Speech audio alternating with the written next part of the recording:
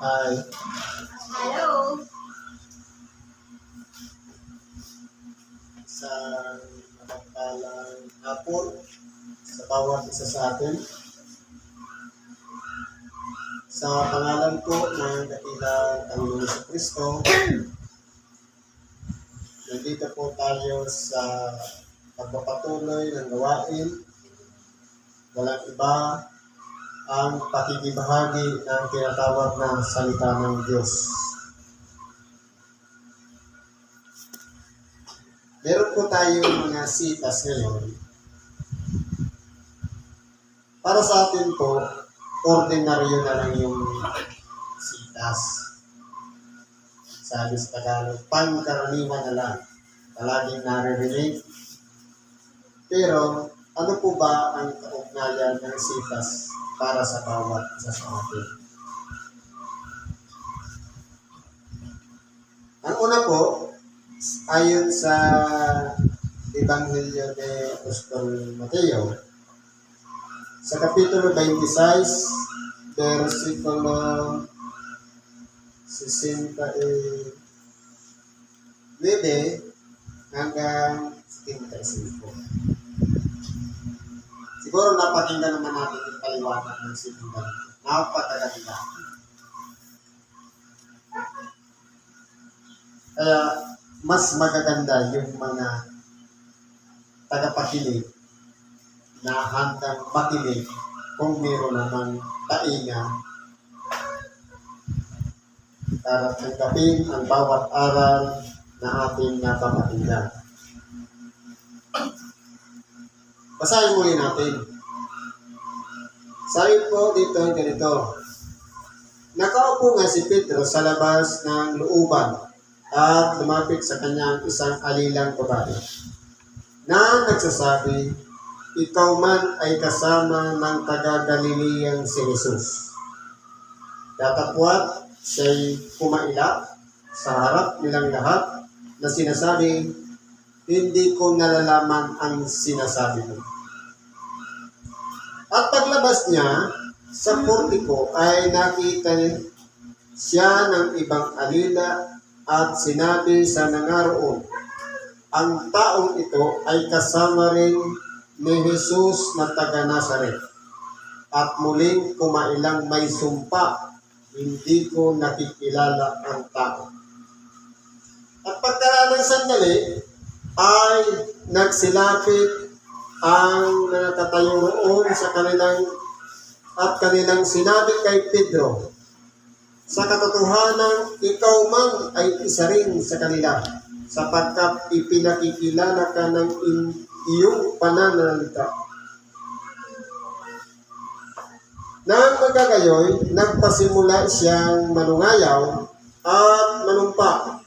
Hindi ko nakikilala ang tao at pagdakay tumilaok ang manok.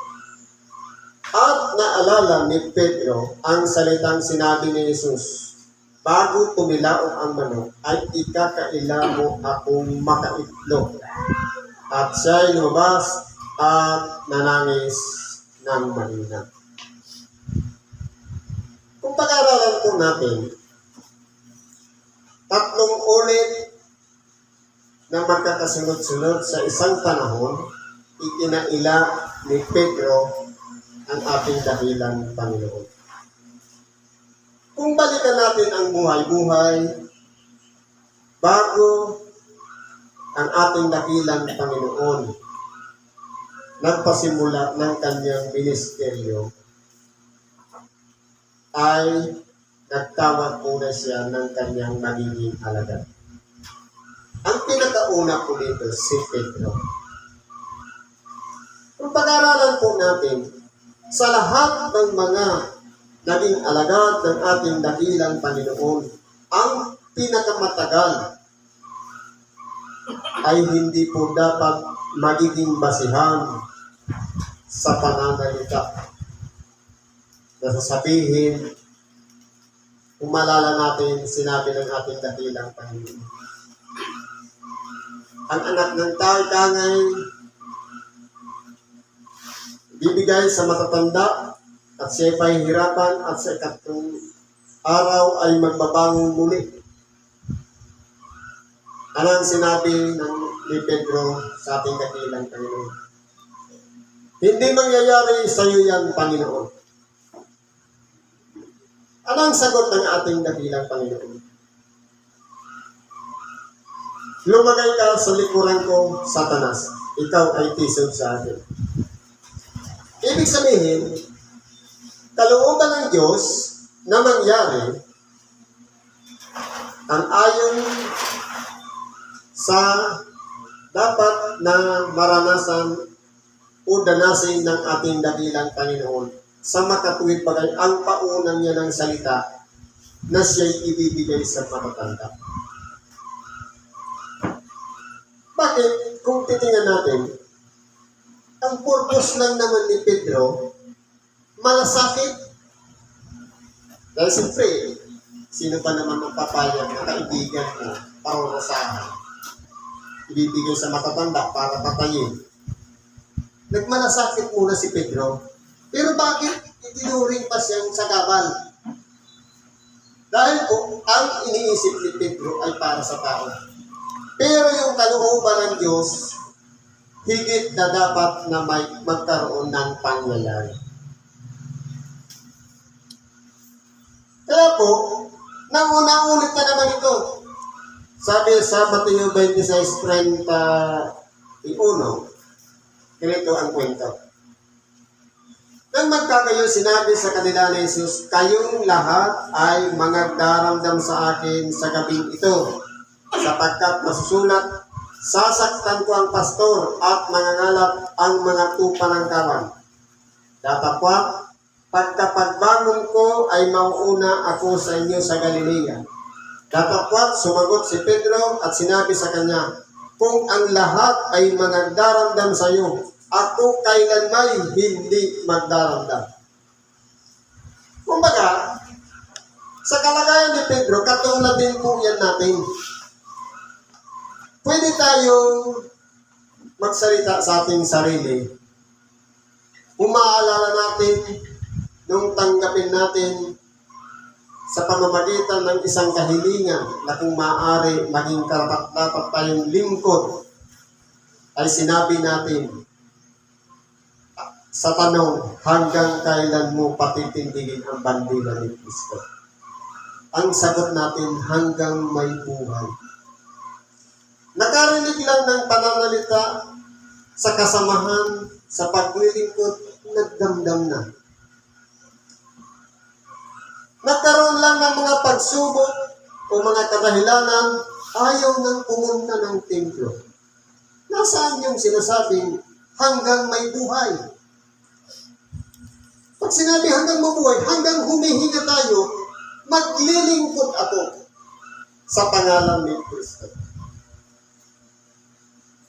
Pero ito po, aralin na ito, warning, para wag tayong matulad kay Pedro. Dahil si Pedro, sabi ng ating dakilang Panginoon, ikaw o Simon, inihahalin tulad sa parang isang inuuga o kaya yung pag isang kalagayan na walang sariling paninindigan. Na kung saan papunta ang hangin, sumusunod lang sa agos. Kung pakanan, kung pagawalang sariling paninindigan. Yan po ang pagkatao ni Pedro. Kaya nga, tinawag siyang Pedro o isang bato para magkaroon ng katibayan ang kanyang sarili. Pero bakit bagamat siya tinawag ng Pedro, tatlo niya pa rin ikinaila ang ating dakilang Panginoon. Tama yung sinabi ng sinundan ko. Kapag umiiral mo ang takot, sabi, sapagkat ang takot, kaugnay niyan parusa. Natatakot si Pedro doon sa kaparusahan na kapag inako niya na siya'y kasamahan din ng ating dakilang Panginoon, baka mas malupit pa ang mangyari sa kanya. Ito po naman talaga nangyari sa kanya. Noong kamatayan niya, dinanas din niya ang dinanas ng ating dakilang Panginoon. Kaya kung pag-aaralan po natin, mga kapatid, ang buhay-buhay ni Simon Pedro ay naging buhay-buhay din natin. Madali tayong magsalita na kaya natin sumunod kay Kristo, sumunod sa Diyos sa pamamagitan ng pananalita at pagsumpa.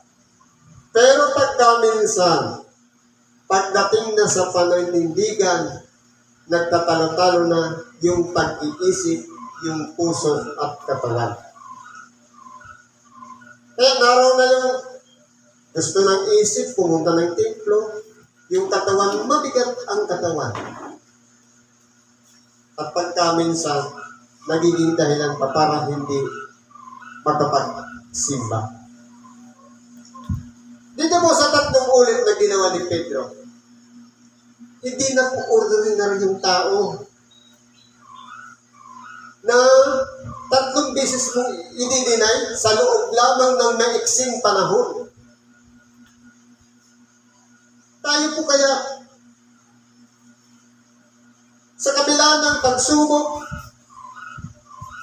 halimbawa, sa buhay ng mga kapatid natin dito, sabi dito, aalisin ang pastor, nawala yung matanda. Anong mangyayari? Mangangalap pa? Sa pagpapasalamat, dahil nakakuha, bagamat totoo, magsisipangalap, pero nakasumpong ng isang mangangaladang pastor. Kaya po, bagamat kaya na natin sanang humiwalay, pero nagpatuloy pa rin tayo at sumunod sa kalooban ng Diyos, ang mga karanasan ay bahagi na lamang ng kwento na kinakailangan matuto ang bawat isa sa atin. Sabi nga, yung pagtitiwala, pwede magtiwala tayo sa lahat ng tao. Pero kinakailangan ipinapakita sa gawa. Sapagkat, si Pedro man, pinagkatiwalaan ng ating dakilang Panginoon. Ni kahit si Judas, pinagkatiwalaan din siya. Siya pa nga ang may tangan ng supot na daladalahan nila. Naging tresorero pa ng kanilang ng mga alagad ng ating dakilang Panginoon, si Judas. Bakit pinagkatiwalaan? Tumutulong din naman siya, nagpapagaling ng karamdaman. Pero bakit ang ating dakilang Panginoon nagtitiwala sa mga ganon? Bakit si Pedro, alam niya naman na walang paninindigan, pinagkatiwalaan pa rin ng ating dakilang Panginoon? Marahil po ang nasunod kalooban ng Diyos. Hindi po yung kalooban ng tao. Sapagkat yung kalooban ng tao, may kwalifikasyon ang tagasunod. Hindi ba? Gusto mo maging driver? Tapos nakapatay? O kaya may kaso? Hindi ka tatanggapin. Yan ang pamantayan ng tao eh. Pero pagdating sa Diyos, disregarded po yung history kung ano man tayo. Kasi kung titingnan natin, natatalos ng ating dakilang Panginoon ang mga kaisipan ng tao. Talos niya rin na si Pedro, paulit-ulit siyang itatatwa at ikakaila. Bakit pinagkatiwalaan pa rin ang ating dakilang Panginoon? Sapagkat siya ay naging isang sisidlang hirang para sa Diyos, para gamitin. Sapagkat bagamat si Pedro mahina doon sa mga bagay na paninindigan, pero yung katapatan naroon sa Kanya. Sana'y ganun din po tayo. Pagamat minsan, muntik na tayong malugmok, o bumagsak, o mawala, o hindi na magpatuloy ng paglilingkod sa pamamagitan ng mga karanasan. Pero may nagpapatibay sa atin, walang iba yung pananampalataya at yung Espiritu Santong nananahan sa buhay natin. Sa totoo lang, si Pedro, nung panahon na yun, hindi pa niya nararanasan yung ganun ng Espiritu Santo dahil hindi pa bumababa noon. Kaya mararanasan din natin mga tao na hindi pa tayo napapasakit sa Espiritu Santo. Pero ngayon, dahil pinagkalooban na tayo ng Espiritu Santo, hindi na po natin pwedeng gawin yung ginawa ni Pedro. Nagipasumpa-sumpa pa na sabihin, hindi ba ikaw ay lingkod dyan sa lunduyan? Hindi ko kilala yan. Hindi ako kasama dyan. Pero kung tayo pinanahan na ng Espiritu Santo, hindi po natin bibigyan ang Espiritu Santo ng kadahilanan na pwede natin itanggi sapagkat sa pagbabalik ng ating dahilang Panginoon, wala pong excuse kapag may involvement na Espiritu Santo. Okay lang kay Pedro dahil simple tao lang siya noon at hindi pa ang Espiritu Santo bumababa. Kahit nanumpa pa siya, ginawa niya yun sa ating dakilang Panginoon ang sabi ng ating dakilang Panginoon. Ang nagkasala laban sa anak ng tao ay may kapatawaran. Sa makatuwid, yung sumampal sa kanya, yung sumuntok, yung yumurak, o kung ano pa man ang ginawa sa kanya, dumura, pati yung naglapastangan sa kanya sa pamamagitan ng pananalita, lahat ng iyon ay may kapatawaran. Pero kapag involved na po ang Espiritu Santo, wala na pong kapatawaran. Sabi nga, no excuses.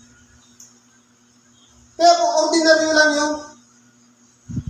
Kasi kung si Pedro sana, nilapastangan niya ang ating dakilang Panginoon, na bagamat siya'y nasa loob, kasama ang mga tagapagpahirap, nakatali sa isang halinging bato at ipinahampas ni Pilato sa mga kawal na mas malalaki pa ang katawan at sa bawat panghampas ay may kasamang kawil sa dulo na kapag iyan ay bumabaon sa katawan ng ating dakilang Panginoon, pati ang kanyang laman ay humihiwalay sa bawat hatak ng mga kawal kung paano dinanas yun ng ating dakilang Panginoon. Pero bakit? Sa kabila noon, si Pedro lingkod pa rin ang ating dakilang Panginoon. Namatay na ang ating dakilang Panginoon, nabuhay na uli, bakit? Minahal pa rin ang ating dakilang Panginoon si Pedro, sapagkat hindi pa po involved ang Espiritu Santo. Pero po sa atin, na nakalasat na ng kaloob ng Espiritu Santo ay hindi na muling pinagalang baguhin muli. Sapagkat hindi na muli bababa ang ating dakilang Panginoon para magpapakong muli at para ibilad na muli sa kahihiyan ang kanyang sarili. Ibig sabihin, ang ating dakilang Panginoon, minsan lang siya bababa para tubusin ang tao sa pagkakasala at pagkatapos doon ay ang paghuhukom.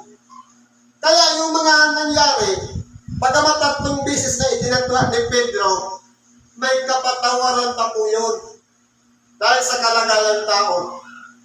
Katulad din po yan natin. Kapag hindi pa natin tinanggap ang Espiritu Santo sa ating buhay, kahit murahin mo pa yung pare, yung mga tagapagpahayag, kahit ang Diyos pa, isumpa natin, may kapatawaran pa po yan sapagkat hindi natin nalalaman ang ating mga ginagawa. Ano ang unang palabra ng ating dakilang Panginoon? Patawarin mo sila sapagkat hindi nila nalalaman ang kanilang ginagawa. Kaya sa mga tao na hindi pa alam kung ano-ano pang sinusumpa o sinasabi, may kapatawaran pa po yun. Pero sa nakakaalam na at ginagawa pa rin, kasalanan na po yun. Ibig sabihin, nakabaon na yan sa ating pagkatao. Yun ang mga bagay na pagbabatayan ng dakilang Panginoon sa paghatol sa atin. Sa lahat ng tinanggap natin, kasama ang Espiritu Santo, yung araw ngayon, kapag yan po ay hindi na malagi sa ating puso, may Espiritu Santo na po, na may kaugnayan tayo doon, mas mabigat po ang hatol doon. Kaya kung si Pedro, ikinaila niya, hindi niya nakikilala, inulit niya pa, hindi niya pa rin binaliwala ng Panginoon yung kaugnayan niya kay Pedro. Bagamat 3 ulit niyang itinatwa. Kaya mapalad yung mga tao na itinatatwa ang ating dakilang Panginoon dahil hindi nila kilala ang ating dakilang Panginoon.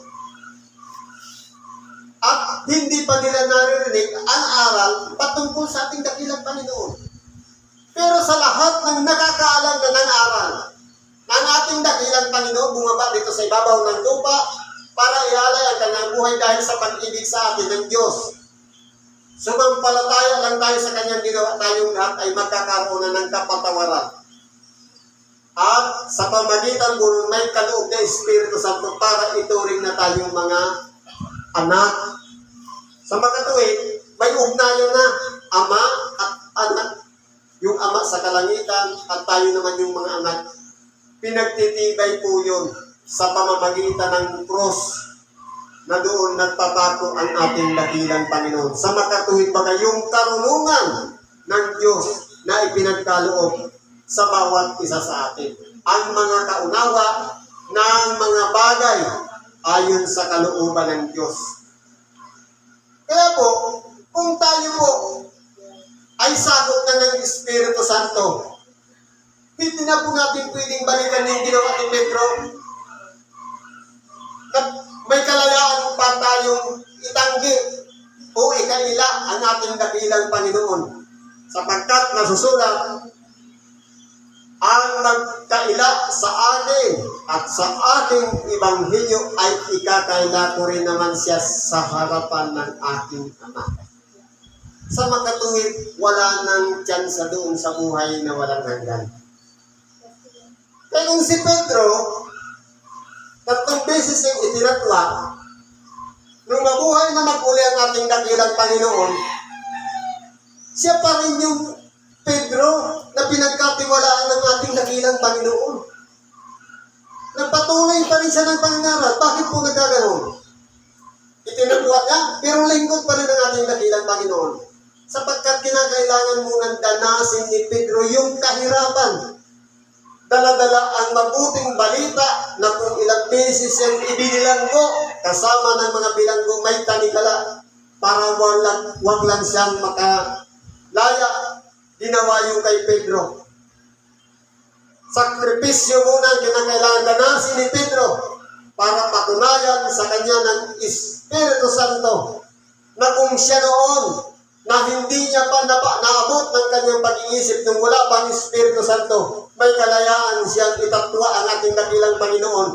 Pero sa pamamagitan nung ibinaba ng Espiritu Santo, naranasan niya na yung kalagayan ng ating dakilang Panginoon, ang pahirapan, kung ano-anong mga unos, ang mga sakripisyo, ang kinakailangan danasin. Ganun din po naman tayo na tumanggap na ng Espiritu Santo. Hindi tayo pwedeng bumalik doon sa ginawa ni Pedro, kundi dito na tayo sa ikalawang buhay, walang sa makatuwid ba yung bumaba na ang Espiritu Santo kay Pedro, naging isang masunuri na at may katapatan na sa paglilingkuran. Pagamat may mga kahirapan, may mga pagsubok, may mga problema, nagpapatuloy pa rin tayo. Kaya po, ang mga pinagdadaanan natin, mga bagay na muntik na natin ikabagsak, muntik na natin itigil ang paglilingkod, hindi po yan mangyayari sapagkat may Espiritu Santo pong tagapanguna sa atin. Marami siguro kung noon, hindi pa bumababa ang ating dakilang Panginoon, katulad ni Pedro, pwede tayong sumuko. Pero dahil may Espiritu Santo, na ang Espiritu Santo nagpapatuloy ng kanyang mga gawa, tayo naman ay magpapatuloy sapagkat tayo'y bahagi lamang ng kasangkapan ng Espiritu Santo para gamitin ang ating sarili para magpatuloy tayo ng pakikibahagi ng Ebanghelyo. Kaya ngayon, nandito po tayo, tumatayo, pagamat iilan lang sa bilang, pero anong sabi ng ating dakilang Panginoon? Isa o dalawa o tatlo na nag-uusap sa pangalan ko, ako'y nasa gitna ninyo. Hindi ibig sabihin na paramihan ng miyembro, paramihan ng kapatiran, ang mahalaga doon, yung presensya ni Kristo habang ipinapangaral ang Ebanghelyo. Sa makatuwid bagay, yung kumakatok sa ating puso na tayo'y magpatuloy ng paglilingkod sa kabila ng mga dinanas nating mga problema o sakripisyo dito sa ibabaw ng sanglibutan. Sapagkat, kinakailangan danasin natin yan. Nakaprograma na yan. Ang mahalaga lang yan, sa bawat sakripisyo, sa bawat problema, nakapokus tayo sa isang direksyon patungo doon sa inaasam-asam natin sa makatuwid bagay, ang buhay na walang hanggan. Yun po yung pinakamimitin natin. Maraming ang miyembro, maraming ang kapatiran. Totoo, maayos sila dito. Pero wala sa puso yung pagdating sa labas. Meron niyang napakaraming laman ng simbahan, pero yung mga ugali pag-uwi, paglabas ng simbahan, ganoon pa rin. Katulad pa rin ni Pedro. Magpasalamat tayo kung hindi na tayo kabilang ng dating Pedro na makarinig lang ng pananalita, agad na sumasagot. Kapag binuhura, agad tayong nagmumura. Kapag tayo ay sinisiraan din natin.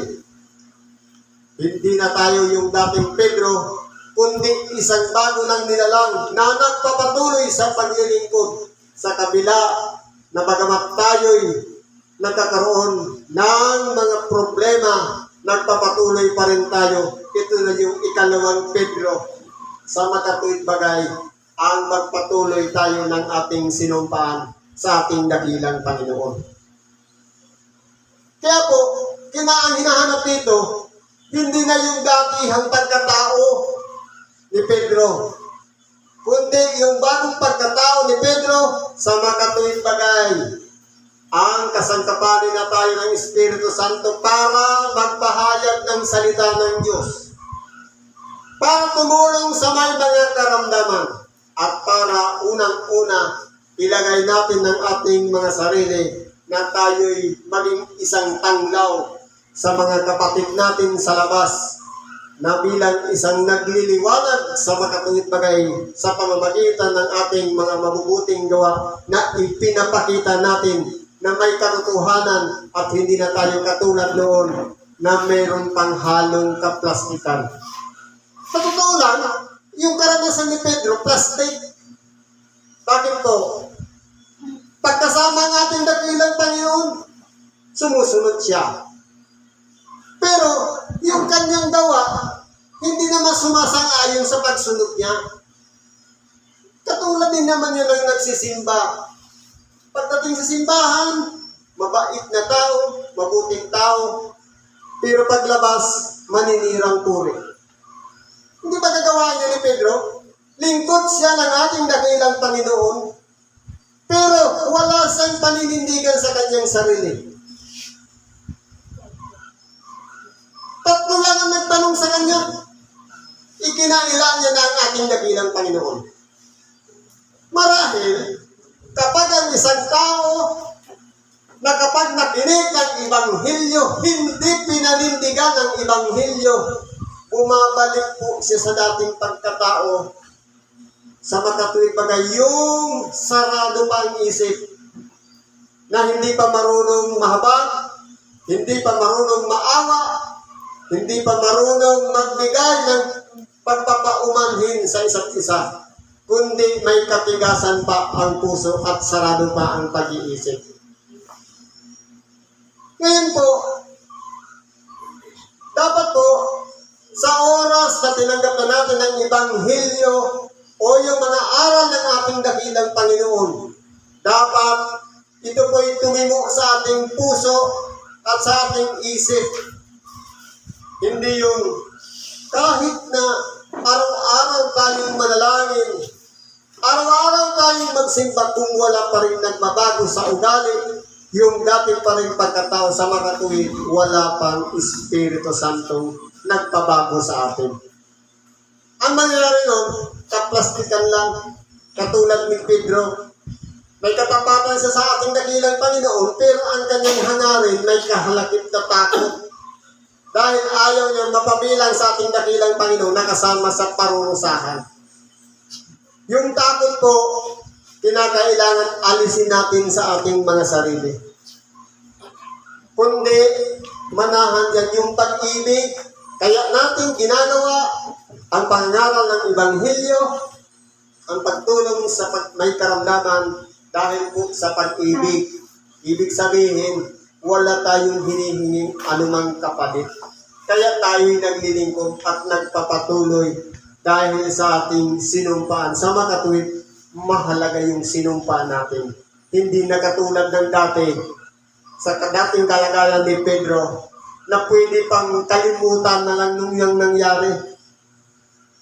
Kaya kung papansinin natin, ikinaila ni Pedro ng 3 ulit. Bakit dinisregard lang ng ating dakilang Panginoon nung siya'y mabuhay na mag-ulit sa mga patay? Dahil po, pagamat si Pedro, ikinaila niya, nung tumilaok yung manok, merong nag-warning sa kanya. Kaya siya'y tumangis. Ibig sabihin, nagsisi kasi si Pedro matapos tumilaok ang manok.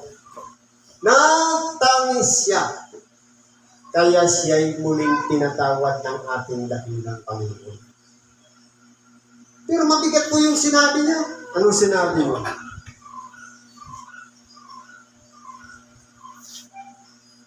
Nagpasimula siyang manumpa, hindi ko nakikilala. 2 ulit yan na isinumpa niya ang ating dakilang Panginoon. Ang importante po dito, yung pagtangis. Napagamat, kung hindi pa bukas ang ating pag-iisip o ang ating puso o hindi pa natin nauunawaan ang ating mga sinasabi, kapag tayo'y nagsisi at humingi ng tawad sa ating ginawa, may kapatawaran pa po yun. Dahil, kalagayan pa yun ni Pedro na wala pang Espiritu Santo. Pero kung titingnan natin, yung kalagayan ni Judas Iscariote, totoo, 1 beses lang naman niya ginawa. Bakit si Pedro pa ulit-ulit? Dahil si Pedro tumangis, pero si Judas, 30 pirasong pilak niyang na ipinagbili ang ating dakilang Panginoon, hindi po kasi siya nagsisi. Pero si Pedro, 3 ulit niyang ikinaila, nagmalasakit pa siya sa Panginoon, na hindi niya iiwan. Pero ano nangyari? Yung pinakahuling banda, ang pagsisisi, ang susi ng panibagong buhay. Kaya si Pedro tinanggap muli ng ating dakilang Panginoon sa kanyang pagbabalik nung siya'y mabuhay na makulit sa mga patay. Kaya kasama siya dun sa 11 na tumanggap ng Espiritu Santo. Pati yung ina ni Jesus. Dahil po sa pagsisisi. Nakuha ni Pedro yung pamamaraan para siya'y muling patawarin ni Kristo sa pamamagitan ng pagtangis at pagsisisi dahil hindi niya pa nalalaman ang kanyang ginawa.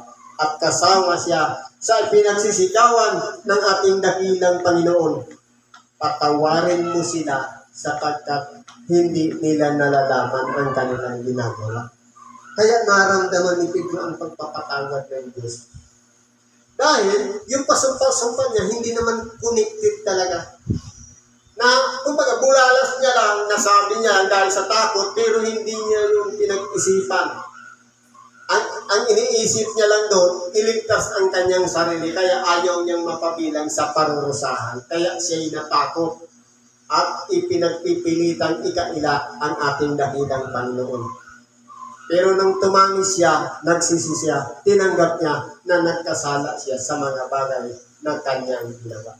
Kaya po siya'y nagpatuloy na pinagkalooban ng Espiritu Santo at nagpapatunay sa kanyang mga karanasan sa pamamagitan ng pakikibahagi ng Ebanghelyo na bagamat ilang ulit siyang ibinilanggo o pinarusahan, nagpatuloy pa rin siya dahil kinakailangan ng masunod ang kalooban ng Diyos at hindi na ang sariling kalooban. Ganyan din po ang pagkatao dapat natin. Nung hindi pa natin tinatanggap ang bautismo ng Espiritu Santo, may kalayaan pa natin itanggi. Pero sa oras na tinanggap na natin ang Espiritu Santo, wala na pong dahilan para hindi tayo sumunod sa kalooban ng Diyos. Yan na po yung sinasabing, thy will be done. Kahit ayaw nating magsimba, wala tayong kakayahan magsimba. Pero pag nasunod ang kalooban niya, siya ang magdadala sa atin sa simbahan para magpatotoo sa Kanya. Yan po ang kalooban ng Espiritu Santo. Kaya tayo nagpapatuloy ng dirito, nakikinig ng Ebanghelyo. Siguro hanggang dyan na lang muna ang pakikibahagi natin sa oras na ito. Salamat po sa Diyos at pagpalain tayo. Ano man ang ating mga kahilingan, idulog natin lahat sa Diyos sa pamamagitan ng pagsamo, pananalangin at ipagkakaloob lahat ang kasagutan sa ngalan ni Kristo Jesus na ating Panginoon at Tagapagligtas. Salamat po at magandang hapon sa ating lahat.